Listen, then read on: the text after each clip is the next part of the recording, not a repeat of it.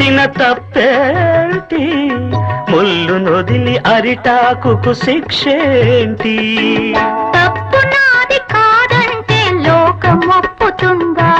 నిప్పులాంటి సీతనైన తప్పు చెప్పకుండా అది కథే కదా, మన కథ నిజం కాదా? అది కథే కదా, మన కథ నిజం కాదా?